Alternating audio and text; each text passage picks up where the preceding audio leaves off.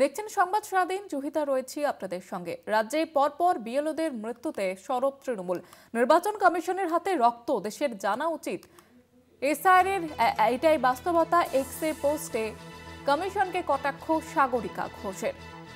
তৃণমূলের রাজ্যসভার সাংসদ সাগরিকা ঘোষ তিনি এবার কটাক্ষ করলেন নির্বাচন কমিশনের হাতে রক্ত লেগে আছে। এক্স হ্যান্ডেলে পোস্ট করে কটাক্ষ করলেন তিনি। দেশের জানা উচিত এসআইআর এর এটাই বাস্তবতা, এমনটাই লিখেছেন তিনি এক্স হ্যান্ডেলে পোস্টে।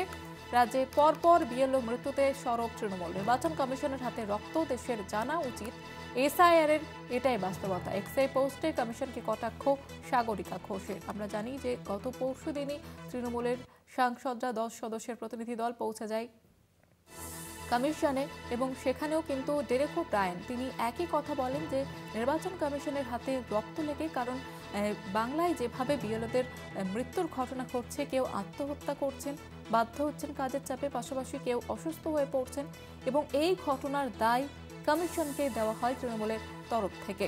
এবার সাগরিকা ঘোষ তিনিও কিন্তু কটাক্ষ করলেন এক্স হ্যান্ডেলে পোস্ট করে।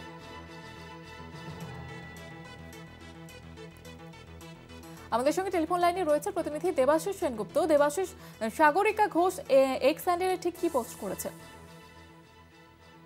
যেভাবে একের পর এক বিএলও বিভিন্ন ভাবে তাদের মানে কাজের চাপে, বলা যেতে পারে নির্বাচন কমিশনের কাজের চাপে যেভাবে তাদেরকে আত্মহত্যা করতে হচ্ছে বা কাজের চাপ সহ্য করতে না পারে, কেউ অসুস্থ হয়ে পড়ছেন, কেউ বা আত্মহত্যা করতে বাধ্য হচ্ছেন। ঠিক গতকালে যে ঘটনা ঘটেছে তাকে কেন্দ্র করে ইতিমধ্যেই কিন্তু রাজ্যে প্রায় 40 জনের বেশি কিন্তু বিএলও মারা গিয়েছেন, মানুষ মারা গিয়েছেন, এবং 40 জনের বেশি মানুষ মারা গিয়েছেন কেবলমাত্র এই এসআইআর এর আতঙ্কে।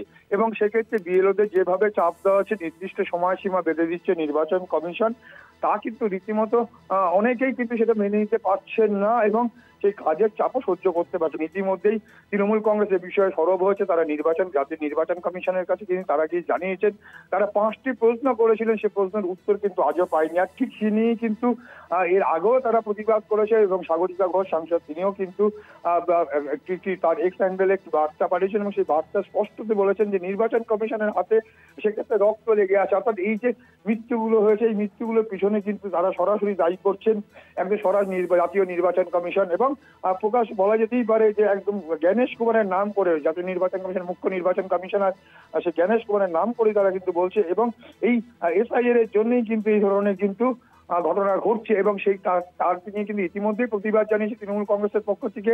তারা লিখিতভাবে জানিয়েছেন, তারা মৌখিক 5টি প্রশ্ন উঠতে চেয়েছিলেন। 5 জন সাংসদের প্রতিনিধি দল তারা গিয়েছিলেন এবং তারা সেখানে 10 জন, রাজ্যসভার 5 জন এবং লোকসভার 5 জন তারা গিয়ে নির্বাচন কমিশনের সঙ্গে কথা বলেছিলেন। কথা বলার পরও দেখা গিয়েছে তারা কোনো রকম কোনো ব্যবস্থা গ্রহণ করেনি। উপরন্তু দিনের পর দিন কিন্তু এই বিএলওদের ক্ষেত্রে তাদের চাপ বাড়াচ্ছে এবং নির্দিষ্ট সময়সীমা বেঁধে দিচ্ছে।